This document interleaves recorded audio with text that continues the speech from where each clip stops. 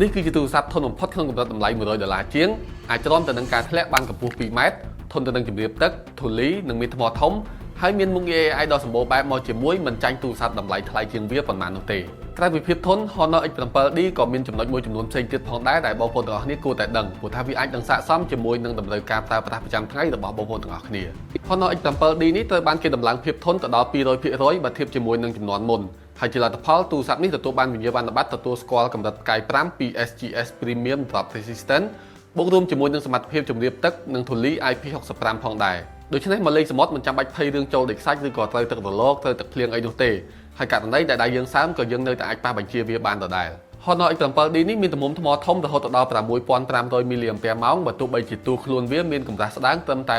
8.24 mm ក៏ដោយហើយនៅក្នុងប្រអប់យើងក៏ទទួលបានឆ្នាំងសាកដែលមានកម្លាំង35 វ៉ាត់មកជាមួយផងដែរសម្រាប់ទំហំថ្មប៉ុណ្ណេះករណីដែលយើងប្រើសាមញ្ញទូទៅធម្មតាគឺយើងអាចប្រើរហូតដល់4ថ្ងៃហើយម្យ៉ាងវិញទៀតយើងក៏អាចប្រើវាជា power bank សាកទៅកាន់ឧបករណ៍ដទៃបានថែមទៀតដូច្នេះករណីដែលយើងធ្វើដំណើរកម្សាន្តទៅកន្លែងឆ្ងាយៗយើងមិនបាច់ចាំភ័យបារម្ភថាត្រូវយក power bank មួយទៀតទៅតាមនោះទេនៅខាងឆ្វេងយើងឃើញ Honor បានដាក់ប៊ូតុងមួយដែលគេឲ្យឈ្មោះថា AI button ដែលវាមានមុខងារជា shortcut អាចឲ្យយើងចុចបើកមុខងារផ្សេងៗក៏ដូចជាកម្មវិធីដែលយើងអាសាប្រើបានយ៉ាងលឿនដូចជាការបើកពិលបើក calculator បើក audio recorder ឬក៏ app ណាមួយក៏បានដែរចំពោះផ្នែកកាមេរ៉ាយើងទទួលបានកាមេរ៉ាក្រោយមួយគ្រាប់ដែលមានកម្រិតច្បាស់108 megapixel មាន aperture f1.75 ធ្វើការរួមគ្នាជាមួយនឹង depth sensor កាមេរ៉ាមួយគ្រាប់ទៀតសម្រាប់ជំនួយដល់ការថតរូបបែប portrait mode ឲ្យទទួលបានលទ្ធផលល្អប្រសើររូបថតទូទៅមានពន្លឺភ្លឺច្បាស់និងជួយទាញ dynamic range បានល្អគួរសមហើយយើងក៏អាចថត zoom បានចម្ងាយ 2x និង 3x បានល្អគួរសមដែរចេញពី sensor 108 megapixel នេះក្រៅពីនេះយើងក៏អាចកែសម្រួលរូបថតតាមក្រោយបានដែរជាមួយនឹង AI ដែលមានដូចជា AI eraser សម្រាប់លុបមនុស្សឬក៏វត្ថុដែលមិនចាំបាច់ចេញពីរូបថត AI out painting សម្រាប់ពង្រីកប្លង់ថត AI cut out សម្រាប់លុបឬក៏បដូរ background ចំពោះអេក្រង់យើងទទួលបានទំហំ 6.7 អ៊ីង LCD 120Hz ដែលបង្ហាញរូបភាពបានរលូននៅពេលដែលយើងអូសកម្មវិធីចុះឡើងក៏ដូចជាការកំសាន្តមើល YouTube នៅលើបណ្ដាញសង្គមបានច្បាស់អមជាមួយនឹង stereo speaker ដែលអាចបញ្ចេញសំឡេងបានលឺខ្លាំងរហូតដល់ 400%Where is she? Oh, she'll be just fine. Let's talk.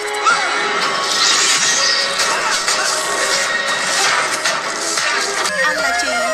នឹងព្រះនាងចេណាដូចតទៅ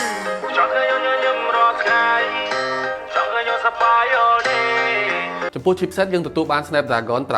685 RAM 8GB ដែលអាចដំឡើង 8GB បន្ថែមទៀតបានសម្រាប់ជួយឲ្យការប្រើប្រាស់ទូទៅនិងការលេងហ្គេមបានកាន់តែងាយស្រួលសម្រាប់ទំហំផ្ទុកគេមានជម្រើសល្អដែរគឺ 256GB សម្រាប់តម្លៃ$189និង 512GB សម្រាប់តម្លៃ$219និងមាន3ពណ៌សម្រាប់ជ្រើសរើសគឺ Desert Gold, Ocean Cyan និង Velvet Black សម្រាប់ការយកឃើញរបស់ខ្ញុំ Honor X7D នេះវាស័ក្តិសមជាមួយនឹងការប្រើប្រាស់ទូទៅប្រចាំថ្ងៃជាពិសេសគឺបងប្អូនដែលប្រកបការងារប្រឈមជាមួយនឹងការប៉ះទង្គិចច្រើនឬក៏ការធ្លាក់អីជាដើមហើយមួយទៀតគឺបងប្អូនត្រូវការទូរស័ព្ទដែលមានថ្មធំអញ្ចឹងបើយើងនិយាយអំពីសមត្ថភាពរបស់វាធៀបជាមួយនឹងតម្លៃដែលយើងចំណាយទៅខ្ញុំហ៊ាននិយាយថាទូរស័ព្ទនេះគឺជាជម្រើសដ៏ល្អប្រសើរមួយនៅក្នុងទីផ្សារនាពេលបច្ចុប្បន្ននេះអញ្ចឹងចំពោះបងប្អូនទាំងអស់គ្នាវិញយល់យ៉ាងណាដែរចំពោះ Honor X7D នេះសូមចែករំលែកមតិយោបល់បងប្អូននៅក្នុង comment ខាងក្រោមឲ្យខ្ញុំបានដឹងផងហើយយើងនឹងជួបគ្នាវីដេអូក្រោយ